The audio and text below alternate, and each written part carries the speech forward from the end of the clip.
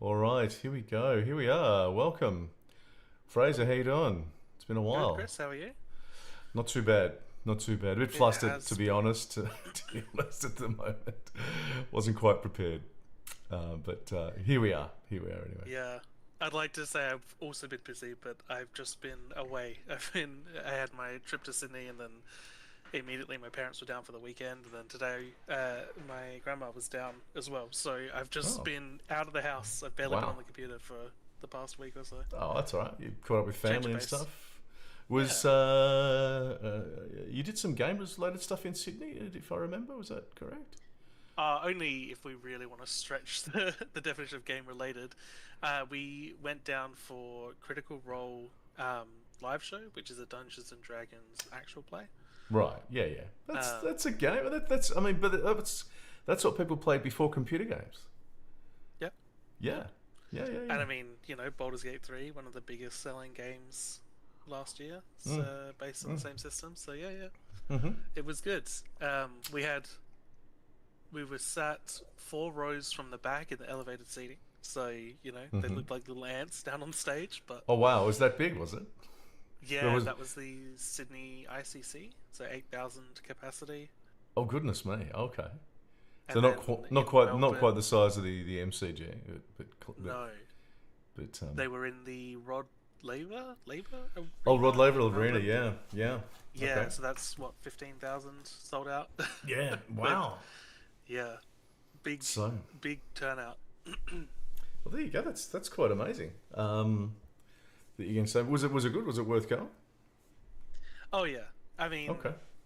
it's one of those things. I've been watching the show for a few years, Mm-hmm. and on top of that, watching their other live shows, a lot in America and then a couple in England, and so Mm-hmm. yeah, it was cool to be, in a room with that many people who are all invested in what's going on, Mm-hmm. um, narratively, and these actors, these famous American voice actors being around. So yeah, it was pretty good. Nice, nice. Oh, that's good to see you enjoyed yourself while I And was busting my balls here working in Melbourne. Yeah. yeah, yeah, yeah. It's very comparable, I'd say. Mm-hmm. Okay. Well, that's all right. Cool. Well, it's good to hear that you had some fun. I've been working hard, writing up stuff on PhD research stuff. So I did want to. I was hoping maybe to talk about some stuff on design patterns, but I didn't have enough time to sort of put stuff together. So we'll leave that maybe till next week. Interesting area. So I'd be interested to see what your impression is of sort of some of the stuff that's out there. It's mostly from the academic side on game design patterns. So I'd be very interested to sort of see what your reaction might be. We'll do that next week. Yeah, I'm not. It doesn't.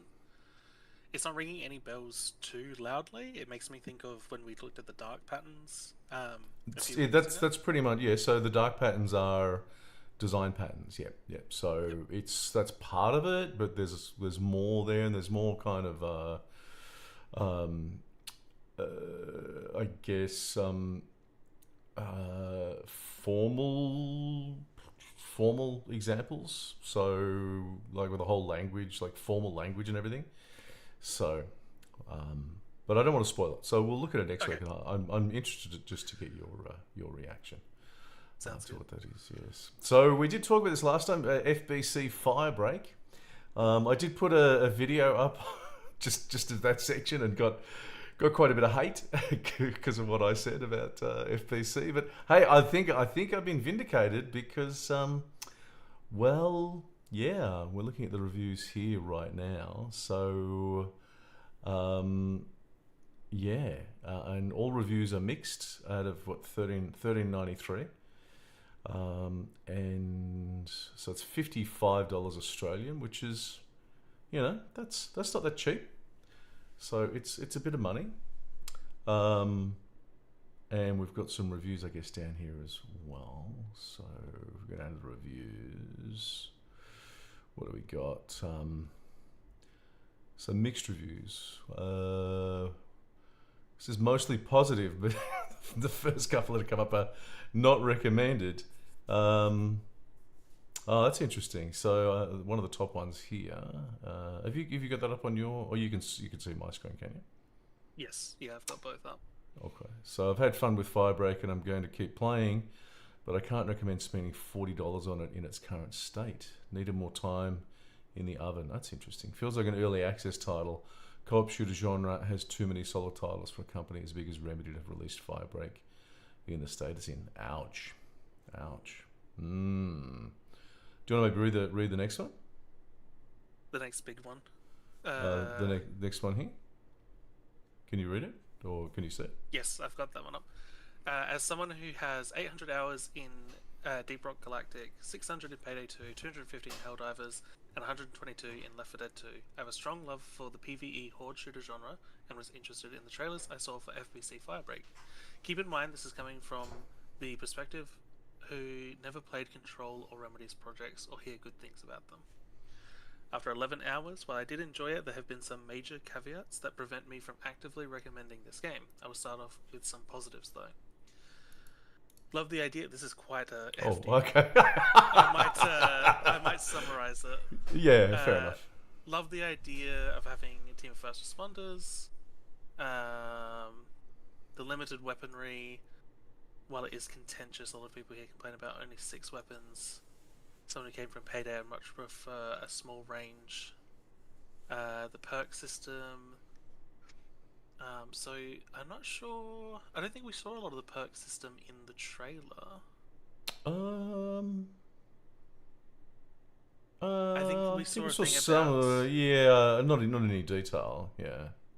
being able to like share them if you're close. The mission concepts and abnormalities are great. Having to fix an immensely hot blasting furnace, self-reproducing mass of sticky notes. Yeah, so the concepts seem to be the strong points. Which to me seem to come from Control, actually. Yeah, that's They definitely seem feels very like familiar. The borrowed. Yeah. Yeah. So some of the negatives, they've changed the progression and put all weapons and tool upgrades into its own separate page, so that just sounds like a UI. Early experience just kind of sucks, because the pass system that you start with just clearance 1 missions.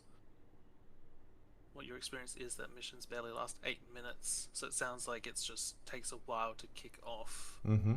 Missions are unfortunately very short. 8 minutes. And if you know what you're doing, they're even shorter. Interesting. So saying the next one, I think, is the biggest issue, number 5. What was he saying there? Skipping number 4. Oh, sorry. Did we do? Oh, yeah. No. Okay, do number 4. Yeah. The abnormalities just don't do anything at times, mainly because when playing decently, they get destroyed before having any lasting effect. Due to there being shelter in every area, so it sounds like a lot of difficulty and a lot of difficulty curves is an issue, and balancing potentially.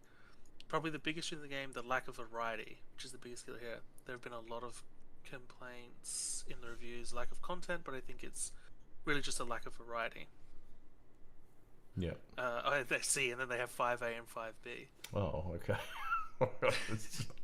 Goodness me. I mean, variety seems to be the main thing. So it's a bit small. Yeah. Interesting. Okay. That's... Yeah. After last stream, I talked about some of the things we talked about with a few different people. One of them being Gemma.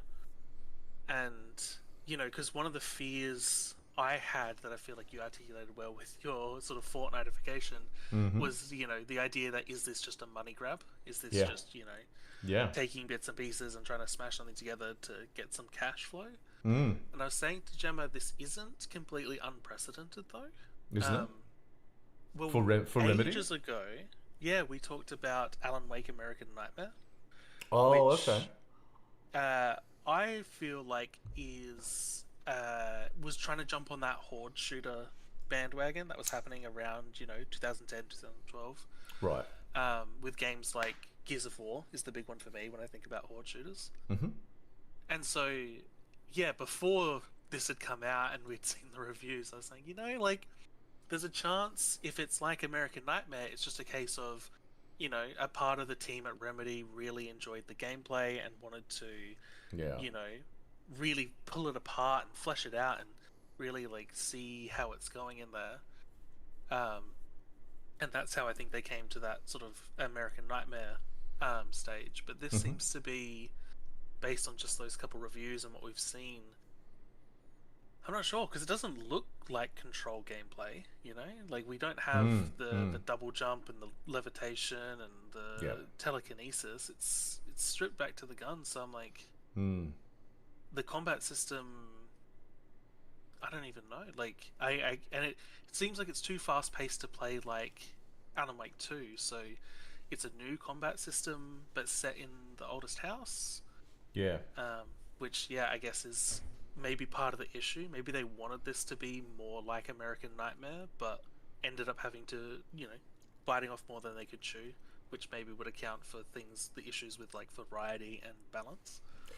So I had some thoughts as well in between times, and I was thinking to myself during that time that I realised because I was talking about the fortnightification of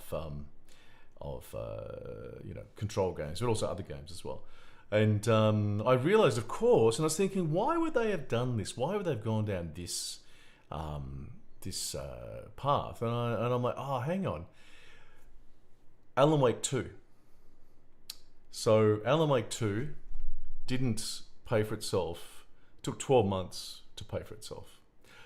I believe also, not only that, it was Epic that at least provided significant funding for the development of Alan Wake 2. Do you know? Can you remember whether it was how much it was?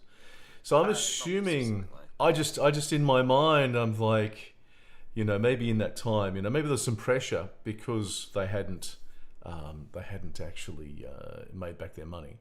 There may have been some discussions with some meetings with the execs at Epic, talking about, hey, we need to get some more money sort of rolling in and stuff like that, and perhaps there was something going on there that kicked this off. I wouldn't surprise me. We'll probably never know, but it would not surprise me if there was some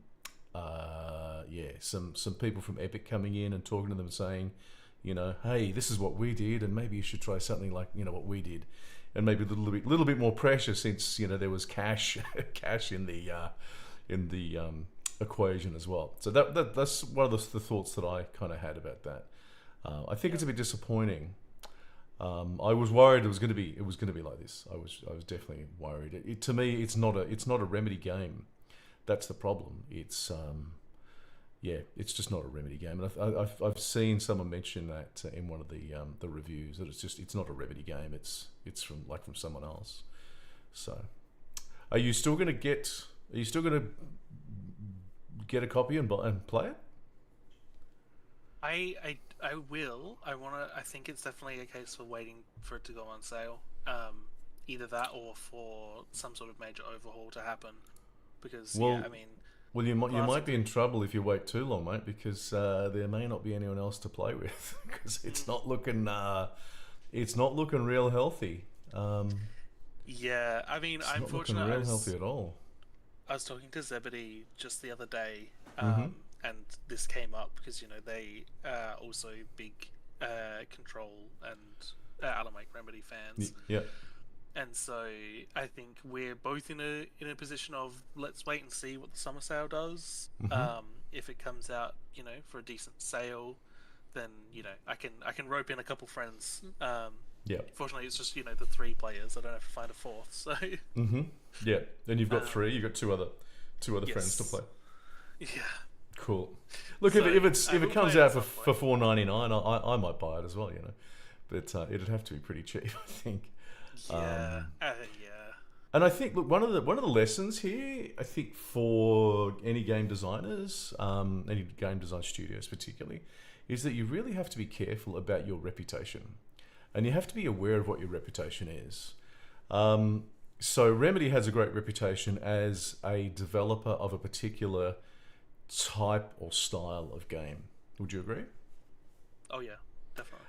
So what I think is the danger of bringing out something like this is that, particularly since it's undercooked. Like by the sound of it, it's very undercooked. Is that, you know, if this happened, if just a one-off, I'm sure they could survive. You know, people are going to say, like, you know, the next Control, I think Control 2 is under development at the moment. Yeah, so I'm pretty sure that should be a much better game.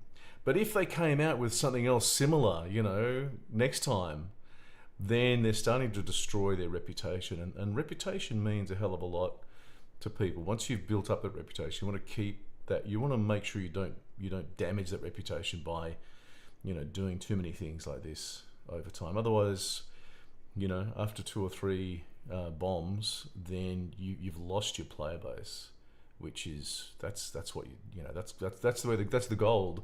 That's where you get your money from. Yeah, I mean, I feel like that's something we can sort of track back and see happen to a few studios.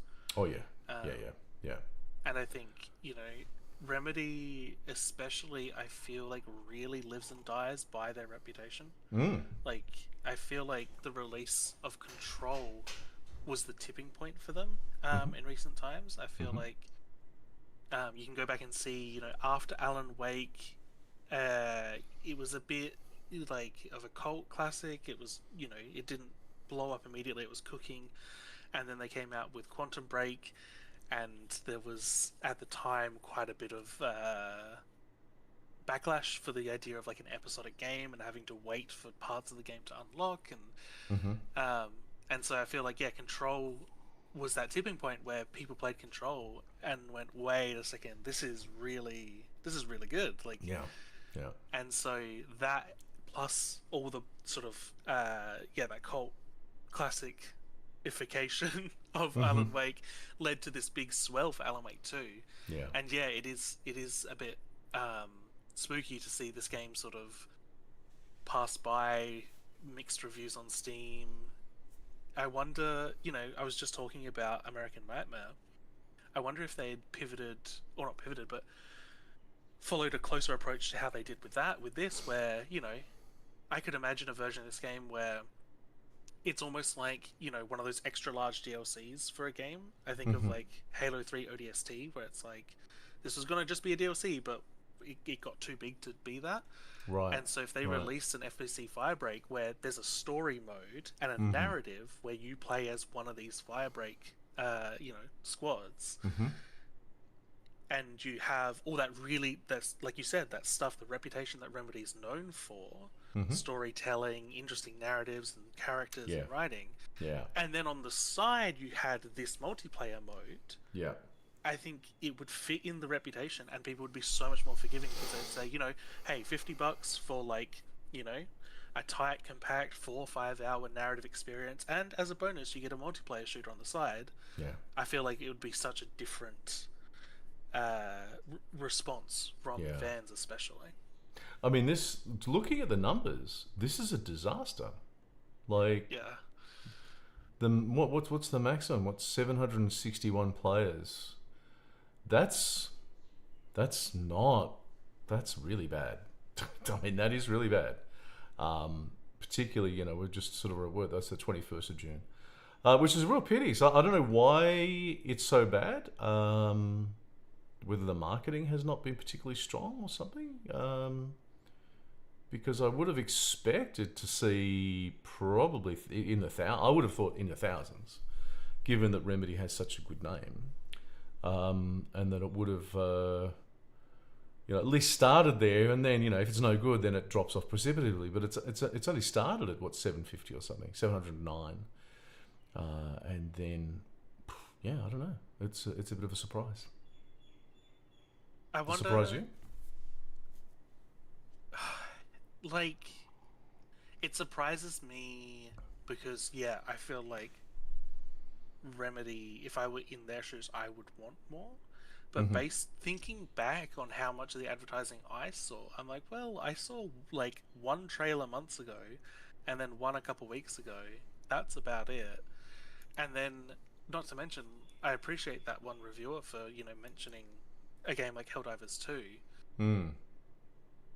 Like, you're trying to get into this genre that is really competitive at the moment. especially with, not just like good long-standing games like Deep Rock Galactic, but games that are really trying to be more than just a product, like Mm-hmm. Helldivers. Mm-hmm. Like they're very committed to putting out regular content for free. They're really engaged with the audience, and yeah, so it's, I don't know, it feels like knocking on the door and it's just locked up tight. So with that, talking about other games, I think another one which is just released, and we're both fans of Elden Ring, which is quite okay. So here we go, and I would say also, my criticism of Elden Ring Night Rain is that it is also I mean, even more perhaps, it is a Fortnitification of the game. If you haven't seen it, it even has the blue ring of death coming in and squeezing you in. And just looking at this, I mean, how different are we seeing? This is very positive. 80,000, nearly 81,000 reviews. How much is it costing? Same price, exactly the same price. And it's kind of the same thing. Like it is, you could call it an asset flip, both of them, because they're taking the same, the same assets that they've been using in their last successful game, and they're putting a different kind of game in there. Whereas it looks like FromSoft have succeeded. Well, they definitely have succeeded. There's no doubt about that. Whereas Remedy, I wish I knew what it was, because Remedy has obviously not succeeded at this point in time. And the first one we get is a not recommended. Okay. I do have some interesting points for Night Rain. Yeah. Okay. I was speaking to a friend a week ago, or maybe a bit longer, and this friend, he got me into Dark Souls. Mm-hmm. He played Dark Souls 1 and 2 and 3, and that's what he managed to finally rope me in. And Elden Ring, and then with Night Rain, and he was saying Night Rain is fun, but it's not Dark Souls. It's not what he wants from a Souls game, especially if it's a FromSoft Souls game. Mm-hmm. And he was sort of saying, in that sense of like the Fortnitification, he was sort of seeing it as this progression where each Souls game had to one up the last one. Mm-hmm. And I think that kind of is a bit of my thing with Elden Ring, is it's like it is just that next step up. It's faster paced, they're bigger bosses, every boss has, the third hidden health bar after you get through the first two. And so Night Rain, it's like it's following that trend. Mm-hmm. And that's not necessarily a bad thing. It just means that that's the direction the studios decided to go in, and unfortunately for someone like my friend and myself, it's not quite what we want. But there's nothing wrong with that, because it's a trend that they've been following bit by bit. Whereas FBC Firebreak, you could very easily argue, is the opposite of that. Their games have been following a narrative trend and a slower paced trend, and then they've released a game that is fast paced, short, really punchy action. And so it's just like, well, this isn't, this is nothing like what you have been doing. I kind of, yeah, I'm not sure that I really agree, because the way I look at Night Rain is really the same way as I look at FBC Firebreak. Night Rain is not the kind of game that FromSoft have done before. You can very much see the Fortnite influence in there as well. But the thing is, the difference is they've been successful. So they've done a type of game. I mean, I think it's not like, I think it's still as difficult as a Souls-like game, although maybe not. I've watched a few playthroughs. I haven't played it myself, but I've watched a few playthroughs. It doesn't look as challenging as Elden Ring or other Souls games. Have you seen any playthroughs? I've seen nothing like start to finish. I've just seen chunks of gameplay, so I'm familiar with it, like as a concept, but not actually how it all fits together.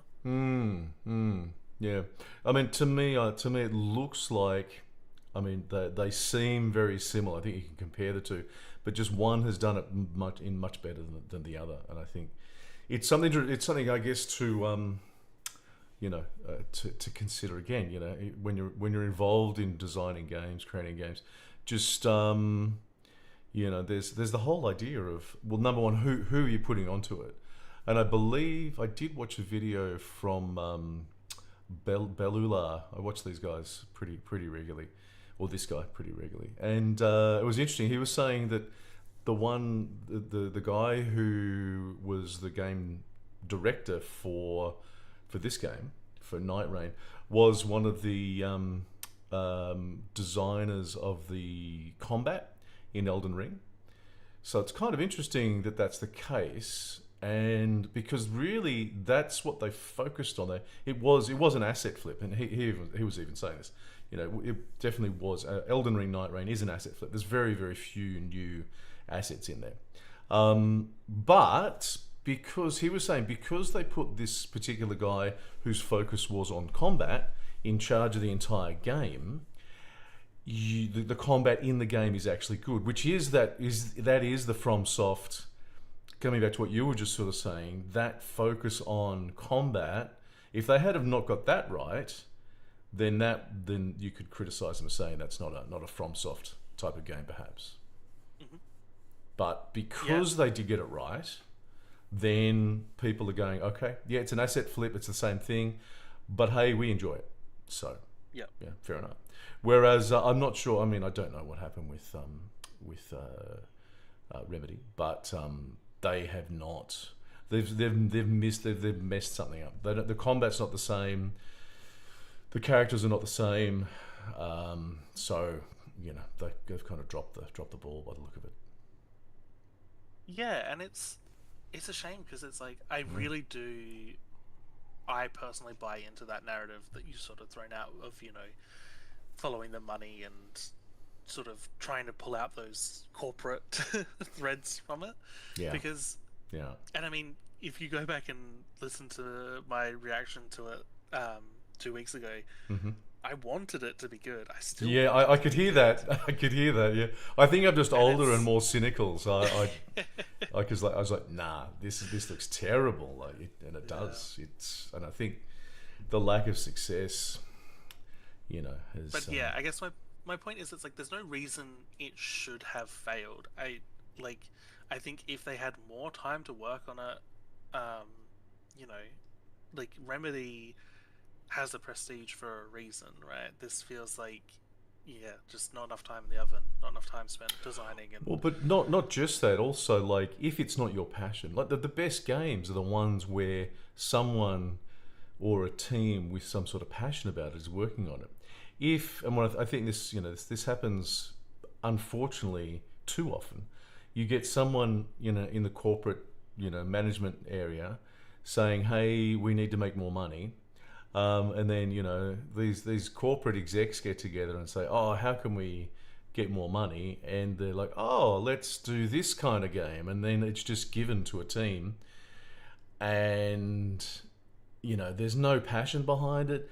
There's no vision behind it. The creativity, the idea has come from corporate execs who are basically accountants and lawyers instead of being creatives.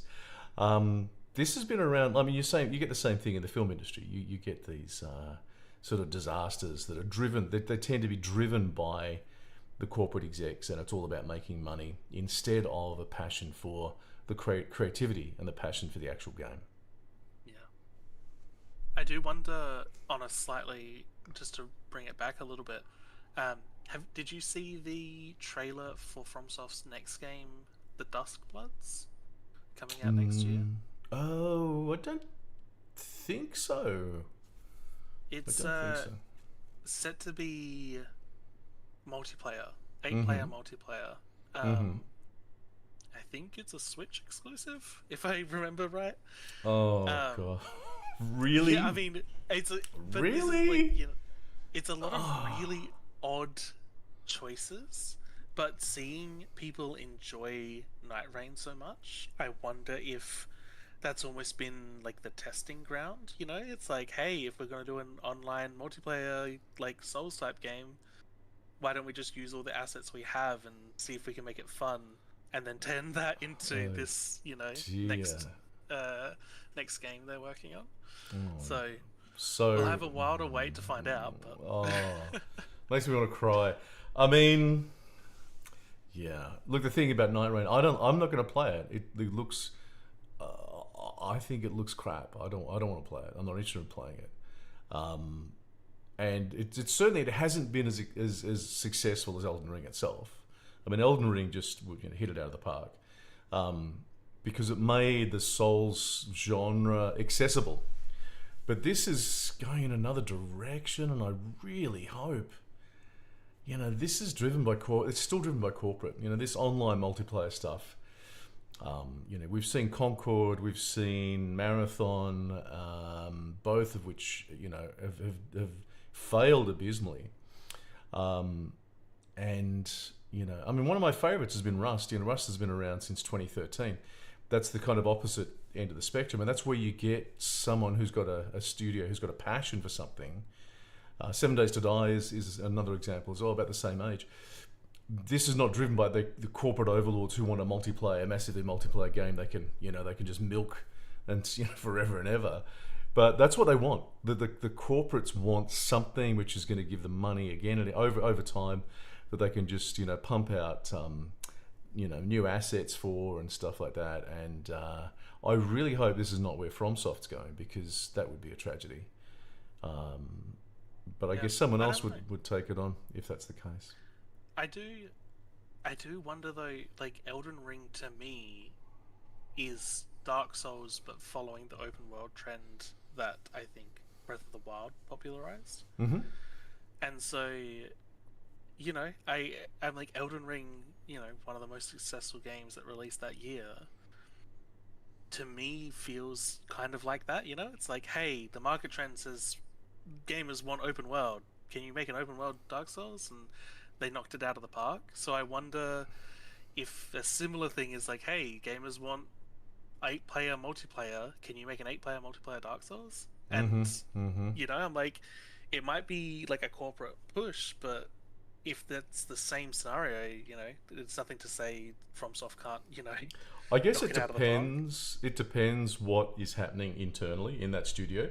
So if it's a corporate thing, and if they're pushing the game developers to do something they don't want to do, well, yeah, maybe they'll do it for a certain amount of time. Maybe they'll even succeed and do it well because they have, personal integrity, and they always want to, get it to do something which is really good. But it's only a matter of time before they turn around and go, you know what, I'm sick of doing this. I'm going to leave and work somewhere else or start my own studio. So. And we do. I mean, how many studios have we seen that happen to over the years? It's very common. Yeah. So yeah. All right. Well, that's enough of lamenting over There's always the indies. There's the indies. There's us, the indie developers. We are the future. So yeah. So there you go. Okay. Now we're going to talk about something else. Yeah. Yes. We're moving on to specifically your design for the play story. For what's the name of your game again? Yakuza. Oh, this is for Yakuza. Yes. Cool. Okay, if this is for Yakuza. I don't have an Arvo player story yet. I wanted to do a Yakuza one. Yeah. To see how I could do and try and structure it, and in the future I will do one for Arvo. So, are you gonna send me a link, or do you want to share your screen? There should be a link in your DMs just above the FBC stats. Yakuza Kiwami 2 player story. I don't know if you want to download it as a PDF, because otherwise you'll have full brat Google Drive. Full brat Google Drive. What? I don't know. Is that? It might just be a flashbang as well. Yeah. That's okay. I think. Oh, it's pretty bright, but that's okay. Oh. Let me maybe make it a bit bigger. Okay, so I don't know. Do you want to read through it? Sure. Yeah, I'll try. I'll put my best speaking voice on. It's a bit long, but I've tried to make it interesting as a story. Uh, for context, at the bottom, I've got some of the notes that I was sort of thinking about before I started writing. Mm-hmm. Um, I wanted Go. to incorporate sort of the main mission, and how that plays to the player, Okay. but by the time I was writing out just a fight and collecting a little thing and doing like a side mission type, it had already grown quite large. And I thought at that point, I'm basically just creating a narrative of the game's narrative, and it's less of a player story. Mm-hmm. So I omitted it. Um, but yeah, this. Yeah, I guess I'll just jump right into it with that context. Yeah. So just to remind anyone who might be listening and or what have you, do you want to describe what a player story is? Yeah, so this is a concept you introduced to me just last stream, so 2 weeks ago. But from what I understand, it's essentially a narrative construction to represent the player experience. Mm-hmm. Um, so telling a story that sort of encapsulates what it's like to play the game. Mm. Yep. Is that fair assessment? Got Yep. it? Yep. Absolutely. Excellent. Absolutely. Cool. And yeah, and this one is of Yakuza. I've titled it Yakuza Kiwami 2. It's not really specific enough to necessarily fit that, but the general idea of what it's like for me to have been playing Yakuza.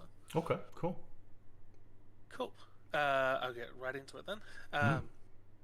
It's midnight and I'm standing in the middle of a crowded street. Conversations wash over me as I move out from under the bright neon signs into a nearby narrow alley. Nightly civilian foot traffic has eroded the stark boundary between public park and asphalt, encroaching on the lone swing set and weathered wooden benches.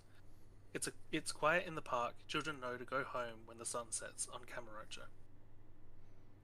I turn back to the passage between the city's attractions, my fastest route, when a glint sparks in the corner of my eye, a small reflection of the neon-soaked street coming from an outstretched finger of the dead tree boxed in the back corner of the park. A silver key and a cheap yellow plastic tag. Taihei Boulevard, Kotobuki Drugs. I slip it into my jacket pocket. Who knows what it might unlock? The alley grows tighter, the buildings bend unnaturally overhead. Bikes, bins, boxes, and cones litter the sides. A couple are coming toward me, their hushed conversations ending abruptly. They form a single file, keeping their heads down. They splash through the water pulled along our path, and I side up onto the step of a back door to let them pass. I watch them hurry by the park, their demeanor lightening every step they take into the color-saturated street, before rounding the corner and leaving my crash. A tough-looking man bounces off me and stumbles, his polished leather shoes coming under his body and a hand shooting out to catch the wall before he can fall and dirty his cheap-looking suit. His heated gaze snaps to meet mine at the same moment the stench of booze assaults my nose. Excuse me, I say, drowned out by the sounds of a bottle smashing on the ground between us. My drink, the drunk says. That was a good bottle, real vintage. You owe me 1 million. I start to move and reply, no. 3 similarly cheaply dressed men step out to block my forward path.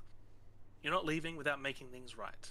Weren't you taught that as a kid, or are we going to have to beat you till you respect us? The drunk chirps from behind. There's only one way this ends. 4 thugs against the Dragon of Dojima. Their leader tries for a heavy blow, naively assuming that an attack from behind is more likely to hit. One of his friends rushes my front to distract. Stepping to the side, I grab the leader and swing him into his friend, flattening him on the ground in front of me and pressing my foot on his head. Using the leader's momentum, I swing him up into the air high above me before bringing him back down onto my knee atop the foot on his friend's temple. 1 knocked unconscious, 1 left too injured to fight, 2 still standing. I move on the bigger one and strike 2, 3 times before he blocks my 4th. I see the other, a smaller man, pull a knife, and I step to dodge an inevitable thrust, but my arm refuses to move. The bigger man used the block to grab me. I try to pull free, but my arm doesn't budge. The man smiles at my attempts. A searing pain shoots through my body, pulsating in waves from my side. Unfortunately for them, they missed anything vital. While being held, the small man pulls the knife out, readying for a second go, when I snap kick the knife out of the man's hands. It floats in the air, twisting and spinning, catching the light like the first snowflake of winter. The two are entranced. I headbutt the bigger man, who releases me, to grasp his now profusely bleeding nose. The smaller man looks confused when I grab the knife and return the favor. He crumples to the floor, his hands around the grip, while his body holds the blade. I think he's grateful I missed anything vital. While the bigger man is dazed, I grab his head and slam it into the wall, knocking him unconscious. I gained a little experience from this fight, but a good amount of money, suggesting that I wasn't their first target tonight. The pain in my side persists, but I need to be in full strength to do what I was on my way to before those thugs. A sign in the distance stands out amongst the others, a chemist. The door slides on its automatic rollers and a welcoming chime plays as I step onto the bright white tiles. An older man with hair matching the colour of his clean lab cloak greets me. I ask for medicine to help with the wounds from the fight. We have plenty over-the-counter options, he says, gesturing to the aisles behind me. But I apologise, our most recent hire has lost the key to our stronger medicine. Unless we find where they dropped it, we won't be able to sell anything stronger. A key for medicine? I pull the small key with the yellow tag. Is this the key you're missing? The pharmacist looks stunned. Yes, it is. Where did you find this? Oh, never mind that. He turns and crouches briefly before turning back to me with a bottle of medicine. On the house, he says with a smile. I drink it and use the money from the fight to buy some more bottles for later. With a clear head, I think about the fight, how the big man used a block to grapple me, a technique I could apply in the future. My experience makes me stronger. Wow, that's actually really interesting. Can we sort of go through that and maybe analyze it a little bit? Yes, I would love to. Yeah. Had to have a little drink. So okay, wow. So all right. Now this is the first time I've heard this, so I'm kind of processing the whole thing as well. So this is a narrative snapshot of the player experience of Yakuza Kiwami 2. Okay, so so is this? I guess I'm trying to get an idea about how this would be in the game. Is this kind of describing a normal sort of encounter, something that you would encounter sort of on a regular basis in the game? Is that sort of what we're looking at here? Yeah, pretty much. Okay. It's a couple different things that I've encountered playing the game separately that I've sort of stitched together to make a more cohesive narrative. Mm-hmm. So the first aspect, aside from, just the general description of the environment, the first main thing being like the park with the key hanging on a branch is reminiscent of there are coin lockers in the game, and you find the keys around the world, then you go to the coin locker and you get different things unlocked. Yeah. But the other part of that is there's so many side missions in the game where, you might find an item on the street or have to go buy someone an item from a shop to be able to... In Kiwami 2, there's a lot of, you can befriend shopkeepers. And so once they become a friend, if you get in a fight nearby, they'll help you out. Okay. So that first part is, trying to mix the idea of picking up those collectibles, but also... And I was just talking to Gemma about this yesterday. I really love how you can find the solution to a side mission before you find the side mission itself. So that idea of picking up the key and being like, I can pick this up, therefore it will be useful, and then finding the use for that later. Right, okay. So there's sort of multiple threads kind of going through this then. So let me sort of start from the beginning. So we're standing in the middle of the crowded street, nighttime. So you're describing conversations wash over me as I move out from under the neon signs into a nearby alley. Okay, yeah. So describing the actual environment itself. So public park on the asphalt, the boundary being eroded, encroaching on lone swing set. Yep. So this is the type of the first you're sort of framing it there where you actually are in the world. Quiet in the park. Children know to go home when the sun sets. So there's no kids there as well. Okay. I turn back to the passage between the city's attractions, fastest route. So you're going, okay, so again, that sort of talks about navigating around. And then when a glint sparks the corner of my eye. So this is that whole thing that you were just talking about, finding the solution to a puzzle or to a unlockable, I guess. Not really Yeah, a puzzle, exactly. I guess, yeah. A small reflection of neon soaked street coming from an outstretched finger of the dead tree. Okay, so yeah. Silver key, and you got the name there, and you keep it. Yep, yep, cool. So that's the sort of setup for a later encounter. So then we've got the alley grows tighter, buildings bend unnaturally overhead, bike spins. Okay, so you're talking about the environment again. Encounters with NPCs. So this is a really interesting one. So a couple coming towards me. And that's actually one I really did enjoy watching your gameplay there as well. The way that the NPCs kind of go about their day and do different things. So hushed conversation ending abruptly. They form a single file, keeping their heads down, splash through the water. Okay, yeah. So yeah, that's sort of talking about how you interact with. I guess can you interact in any other way with those NPCs? Some NPCs you can go up and talk to, Mm-hmm. and they'll sort of give you a few lines of dialogue relevant to the area they're standing in. Mm-hmm. These NPCs in particular, it was a mix of I wanted to start building tension so that the fight, there was a lead up to the fight, Mm-hmm. by making like the alleyway get narrower and by making people seem more on edge. Yep. But on the other flip side of that is there's many, many, many encounters through the Yakuza games that I've played so far where some thugs will try to shake you down, and it's well implied in the game that you're not their only target. Like, they've been doing this to multiple other people. Sometimes Mm-hmm. you'll bump into somebody who has been shaken down and they'll ask you to go and sort them out. And so I was trying to allude to the idea that this couple that walked by had Mm-hmm. just been kind of robbed, and hence that's why they were tense. Oh, okay. That's interesting. Okay, cool. I've Right. never So seen yeah. anything like explicitly like, or I guess more implicitly in the game. Like, Yeah. it's typically like you either bump into the thugs and you beat them up, or Yeah. you bump into someone who's like, those thugs took my money. So it's not usually like, something you can pick up on, but you might see little bits of conversation. They throw up conversation and speech bubbles that'll be like, Yeah. there's a bunch of angry thugs around that corner. Watch where you're going. Okay, so that's quite interesting. So, I mean, you could potentially include that. So that's sort of something like having that couple turn up. In a way, like it's interesting. So to me, this could be like the beginning of like a design pattern there. So that's almost like the herald, kind of telling you that there's something coming up.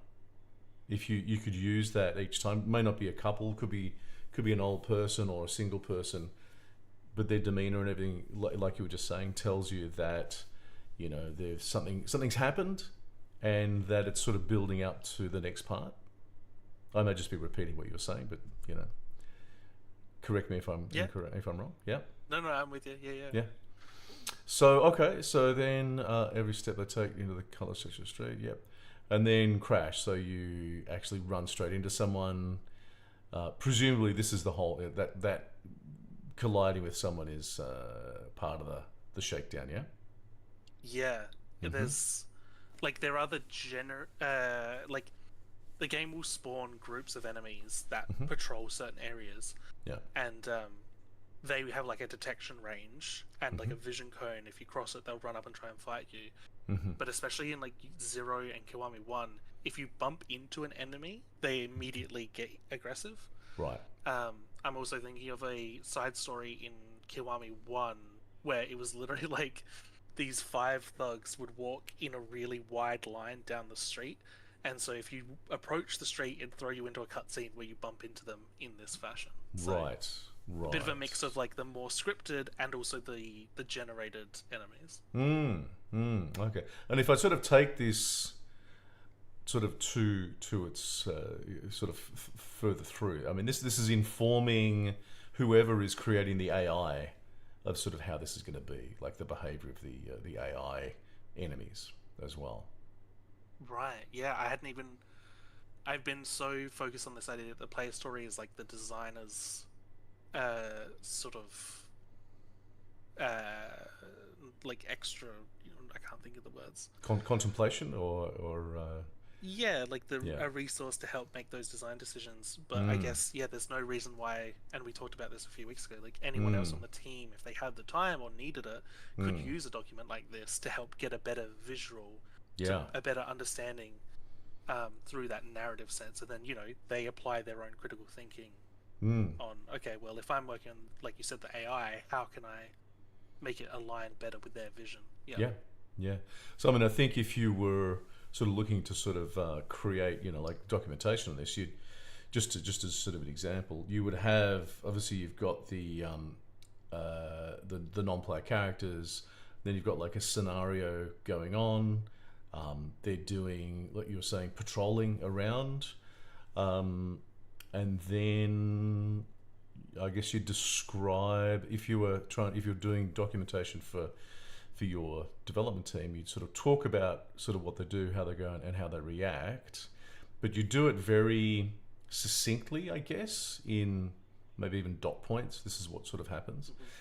But to see the player experience, to sort of then follow it back up, if you were the programmer who was told, yeah, you need to create or the team, you need to create the AI for these patrolling thugs, then you can sort of go back up the hierarchy and read this, and I think this is kind of where, like, this is the essence of what you're looking for. This is the kind of feeling that you're looking for. This is the experience you're wanting. So it's not just, it takes it out of that dry, this is the behavior, this is the sort of step by step, and brings it into that experience, the human experience side of things. So yeah. And I had an interesting. I remember when you were reading the one for Rust, Mm-hmm. being interested in how well you sort of have to navigate boiling player decisions down into creating that narrative, and it happens here in this paragraph where the drunk is like, pay up. Mm-hmm. It's a really fun moment in these games because they usually give you a chance to say something or do something. Oh, okay. Yeah. So like, I didn't, in writing this, I'm like, I can't really describe that. That's definitely something more for that sort of dot point documentation. Yeah. Yeah. But it's one of those ones where, like, thinking about this scene when I was writing it, I'm like, you definitely would be given the option as the player to be like, sure, here's 1 million yen, or I only have X amount, or just no. And Yeah. Jem and I were talking about how what I love in Yakuza is the game, inside the game, for the most part, is really serious. All the characters, they're very serious, they have business to do. Mm-hmm. But it feels like the writers know that there are just pure comedic scenarios and will lean into that. And you get that really fun dynamic of, like, this really serious character doing something extremely funny and nobody in the universe acknowledging it. Okay. As I was ever so slightly pulling that through with just the flat no and Right. like moving on. Right. Okay. Yeah. Well, absolutely. I mean, they're things you need to be aware of. And I mean, how do you communicate again to your development team? This should be comedic. I mean, it's not. You can't really do that very easily in the technical documentation, but you can certainly do it at this level. So let me carry on. So I'm interested. So you got the tough looking man bounces off you, stumbles. So you got the description of the thugs as well, which again for your art department in that situation, obviously going to be important. So cheap looking suit, okay. Heated gaze snaps meet mine. So he's obviously drunk as well, I'm assuming. Excuse me, I say drowned by the sounds of the bottle smashing on the ground. My drink, drunk says a good bottle of real vintage. Yeah, okay, real vintage, sure. You owe me 1 million. Okay, start moving. Reply no. Okay, so in this you've got options. Is that what you were just saying? Yeah. Okay. Okay. Like it's one of those situations where like they'll throw out a silly number like a million Mm-hmm. yen. Mm-hmm. Um, but what I love is it's like sometimes you do just have a million, and so you Mm-hmm. can just be like, okay, yeah, sure, here, and you just completely like sidestep the fight, Okay. uh, which I think is just like it's that little bit of planning I think to make sure like, well, what if the player does have a million yen, Mm-hmm. you know? So Mm-hmm. Okay. So you're not leaving without making things right. So this is the dialogue. Yep. Gonna beat you till you respect us. The drunk chirps from behind. From behind.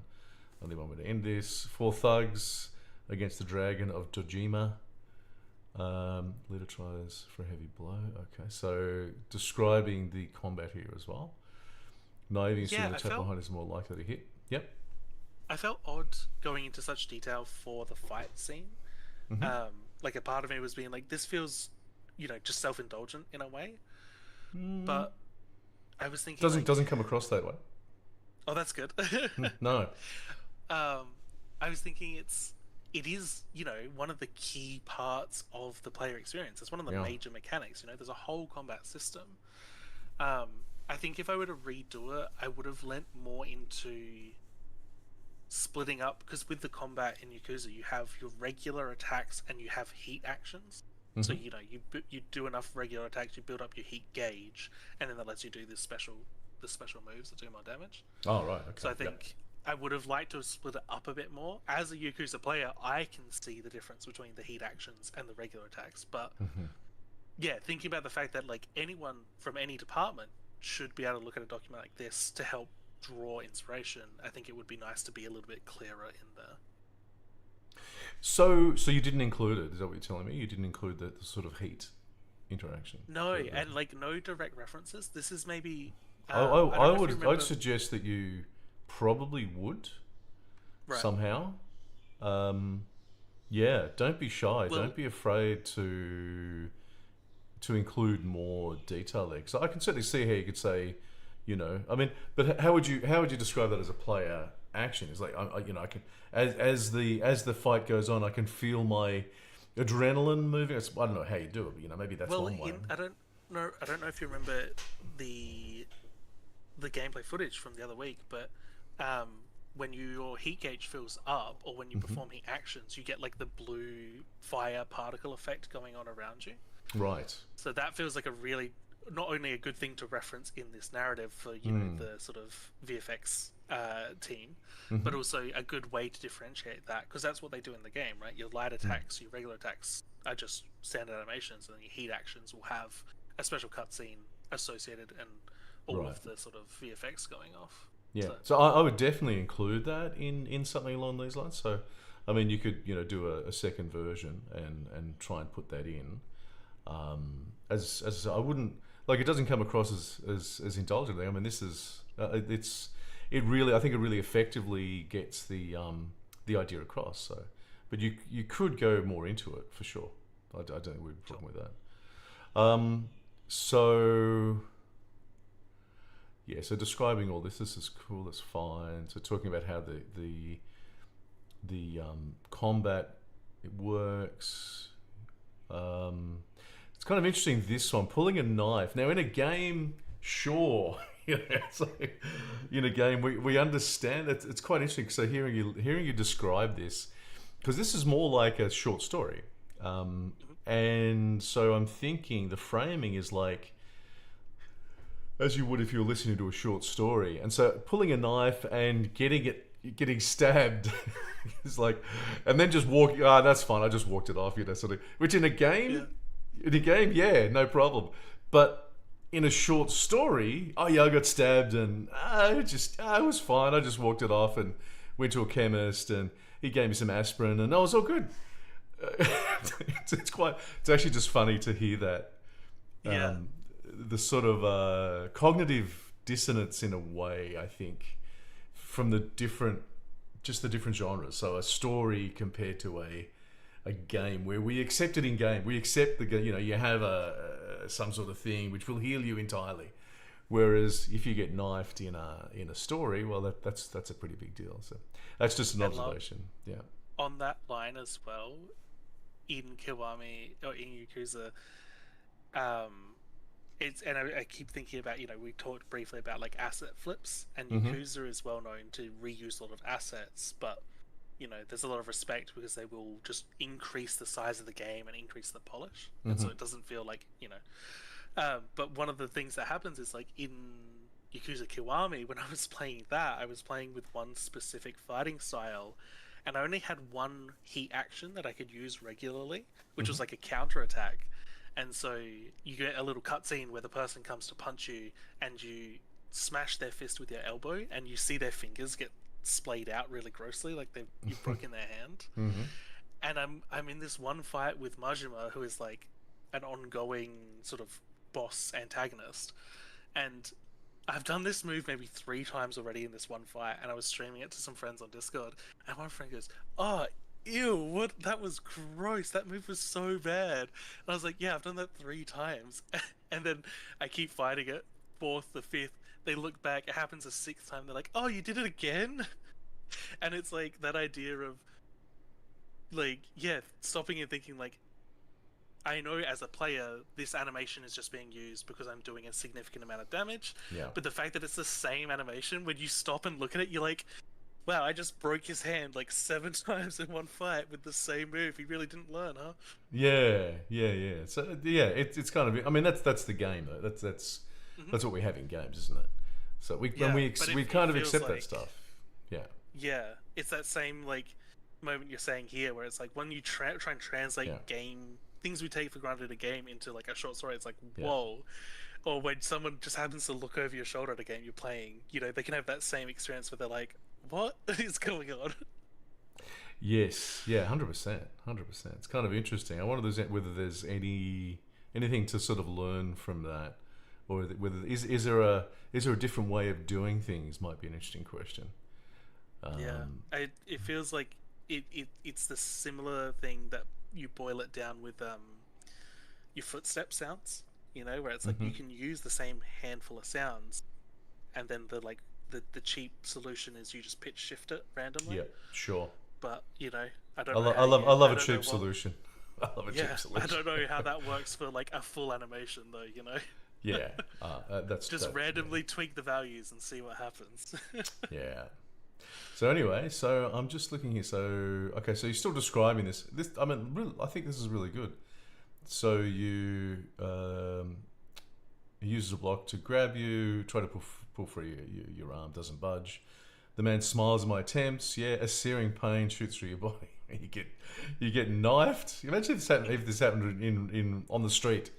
Someone knives you. I mean, you'd just be in shock. You couldn't do anything. Yeah. Pulsating waves from your side. Unfortunately for them, they missed anything vital. Yeah, well, lucky. It was just your body. While being held, the small man pulls a knife out, ready for a second go. When I snap kick the knife out of the man's hand. So I'm assuming snap kick is like a particular type of move. More so, there's a heat action you can use to disarm a weapon's enemy and then take it for yourself. Oh, okay. So just kind of drawing on that to make that move I've seen fit naturally in this Right. scene. Okay. Cool. It floats in the air, twisting and spinning, catching the light like the first snowflake of winter. The two are entranced. Headbutt the bigger man, who releases me to grasp his now profusely bleeding nose. Yeah, small man looks confused. Grab the knife and return the favour. He crumples to the floor, hands around the grip, while his body holds the blood. Okay, yeah, fair enough. I think he's grateful. I missed anything vital. Did you miss? Oh, okay. While the bigger man is dazed, I grab his head, slam it to the wall, knocking him unconscious. Oh, okay. Okay, so they're all. So you didn't kill them then either. Yeah, that's Okay. something I hadn't realized I was doing. It was subconscious, but Mm-hmm. yeah, I mean, Yakuza 0, the whole plot revolves around this idea that you've been framed for killing somebody. Mm-hmm. Um, Okay. and so, there's a lot in that game where it's like, no, nobody, you don't kill anybody, you just beat them up. You know, Yeah. most fights end where you see the goons get up and like hobble away. So Oh, yeah, that's there's that, not a lot of killing. that's so wholesome, isn't it? Which it goes back to your point about, just casually getting stabbed Yeah, and being yeah, like, that's right. Yeah. Just got walk some it off. It's fine. Panadol. Yeah, Yeah. exactly. Just had a head smashed into the wall. Ah, no, it's no problem. Yeah, concussion. No, it's all good. It's all good. Cool. So, okay, so I gained a little experience in this fight. Yeah. So, okay, that's yeah. So, okay, so it's interesting reading through it again and going through it in detail. So this is basically this paragraph and I guess the beginning here. So this is really all about the fight, isn't it? Now I'm thinking about it. So this is the setup here. This is sort of the setup of the fight. Yep. This is where you meet them. Yeah. This sort of describes the beginning, the sort of beginning interaction. Then you've actually got what happens in the fight itself. And then it's sort of saying, okay, and from the fight, gained experience. Gained a good amount of money, suggesting that I wasn't the first target tonight. Pain in my side persists, but when I just walk it up, I need to be full strength to do the way before those thugs. Sign of the distance sounds okay. And so, yeah, afterwards, so you patch yourself up.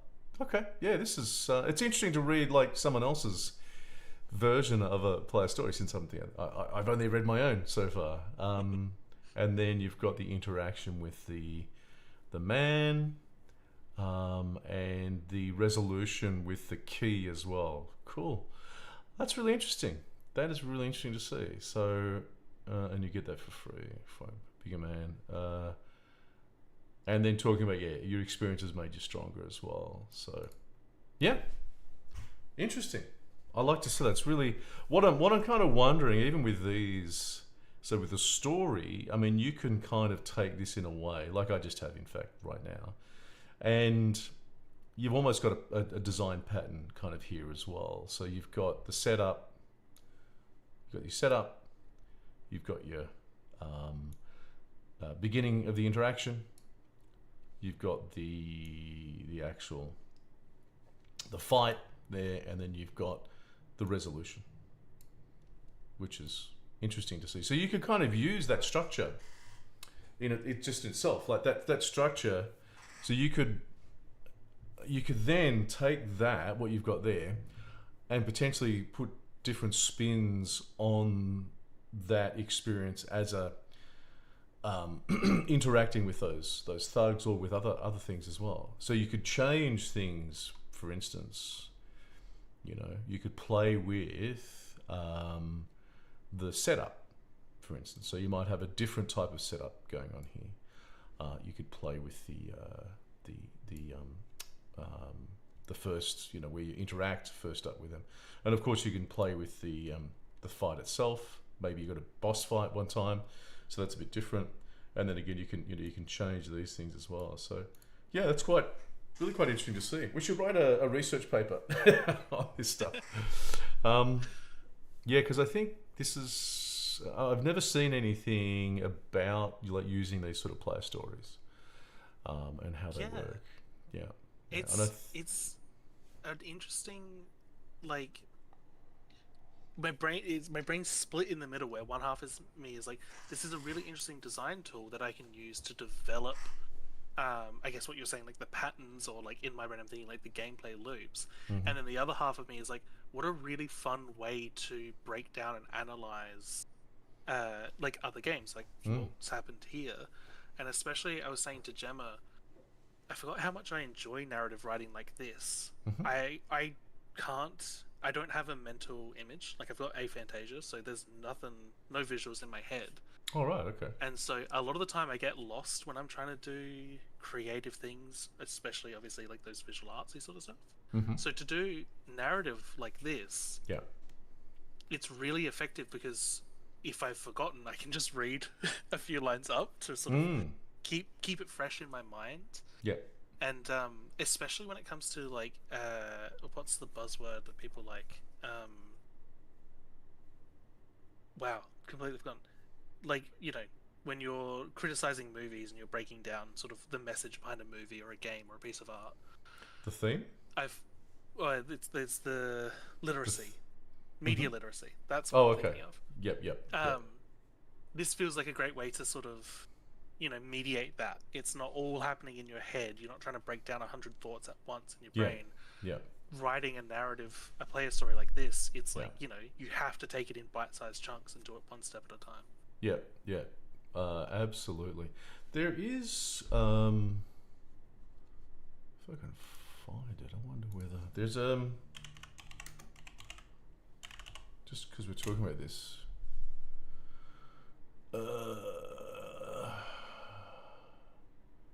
Is this it? Well played. This has changed a lot. If this is this is not what I was looking for. Well played journal, I think is maybe that's what I'm looking for. This is it. Yeah, that's interesting. So, my connection's not private. That's fine. I don't care. Unsafe. We played dangerous here. You might be interested to check this out. This is actually an academic. So this is from Carnegie Mellon University. This is actually an academic journal of kind of narrative games. You might find it interesting to even have a read, so you can see maybe. Let's have a look at the most recent one.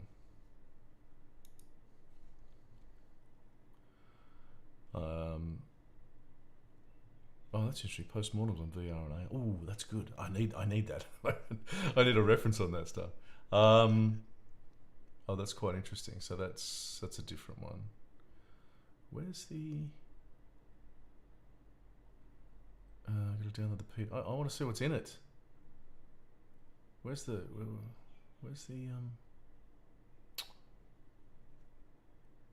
That's a bit weird. There should be like a table of contents. Buy the paperback, citations, download PDF. No, I don't want to download a PDF. I don't know. I'm not sure why that's. Oh, it doesn't come out very. What about this one? But yeah, just sort of thinking about. I mean, you might actually find these interesting to have a look at. Here we go. Yeah. So. Oh, maybe this has changed a bit. This looks like it's changed a bit. Okay. I take all that back. It used to be, if we go back, volume 1, number 1, I think it was actually more about sort of narrative descriptions of exactly what we're talking about, like Journal of Video Games, games, value and meaning. So,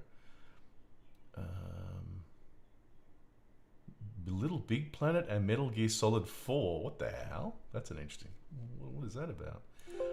No, I don't want to download it. No, I don't want to download it. So I don't think it's quite worked. It's not quite what I was thinking it was. Anyway, sorry. Ignore what I just said. Ignore all that. It looks like it's not what it is. But yeah, look, really interesting to see. I think. Well, the other question I was going to ask. So with Arvo, you were talking about writing player stories, which you were then maybe going to use in Arvo. Is this sounds like it's probably not one of those? Seems a little focused on combat. Yeah, well, not Arvo. I had Jeva read over it for me yesterday, and what I was saying is the combat, the way combat fits into Yakuza reminds me a lot of how we want driving and active shift specifically to fit into Arvo. Really? So how do you sort of see that as? Explain that to me. So, because it's a mechanic that is based around changing gears, so it's going to be most prevalent in tighter spaces when you're in towns, having to do a lot of corners, slowing and speeding up. So I imagine there's going to be sort of spaces and times in the player story where active shift is the priority going on. If you're trying to do something quickly, you have to be engaging it with it at full capacity.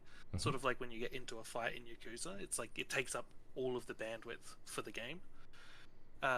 And then when you get onto the open road or when you jump out the car to make a delivery, it's almost irrelevant. It's like, well, I don't need to engage with that right now. And then also sort of the level of detail. I was saying I could go into more detail with the fights in Yakuza to really break down narratively how they function. I think a similar sort of level of detail would be really applicable for Arvo, going into detail about how the player story that involves active shift. Okay. But that's more like I would like to see that. I mean, if you do that, I would really like to see how that works. After looking Yep. at this, yeah, it'd be very interesting to sort of see what that translates to. So if you do that, let's have a look at it and let me compare it's on it the to. docket. It's on the docket. Okay, things to do. Prototype month we extended to be ending tomorrow.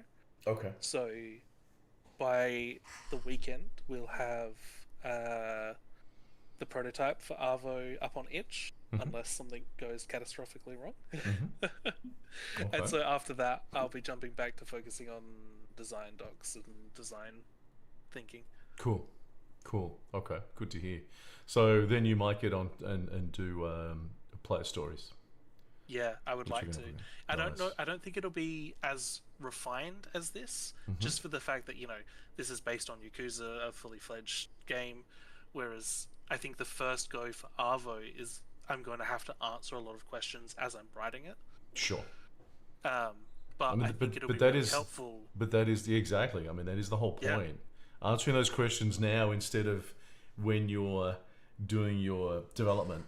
I mean, that's Yeah. part of the whole benefit of doing this. Yeah. Yeah, that's the plan. So hopefully Okay. next week I'll have some good Arvo stuff to show off. Fantastic. Sounds good. Okay, man. Well, with that, I think we can probably round that up. Yeah. Yeah, sounds good. So, so you'll have that all ready next week. Is that what? Yeah. Or am I? Yeah. Okay. Well, it'll be great to see something next week. What about the prototype? Is the prototype going to be? Is it more than what we've seen so far? I was thinking about that. I think the base is basically the same, but Gemma especially has spent some time putting textures on some of the models, and we have a model for the Ute in Unreal now, so it's going to be pretty rough mechanically, but we just wanted to package it and have something that exists as something you can test on, essentially. So that will be available next week. Let's have a look at it next week as well. So that and the chats. Yep. Sounds good.